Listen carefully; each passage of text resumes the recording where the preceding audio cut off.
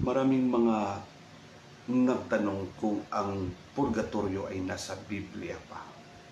Kahit ako mismo noong unang panahon nang ako'y protestante pa, ang aking masasabi sa aking mga membro, wala talaga sa Biblia ang purgatorio.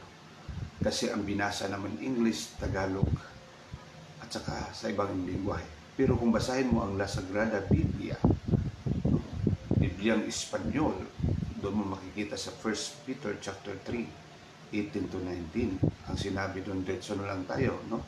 Y almas espíritus por la cárcel el purgatorio.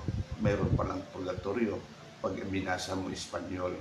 Pag ang binasa mo naman is in Latin language, in Hebrew chapter 1 verse 3, sabi doon, omnia suae virtutatis purgationem peccatorum.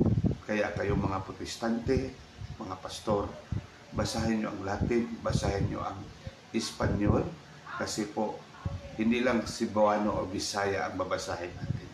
Mismo nga, basahin natin ang Hebrew at saka Greek Bible para maintindihan natin at mapalawak yung kaisipan natin para makita natin ang buong katotohanan. May purgatorio sa Biblia? Meron. Salamat po sa inyong lahat.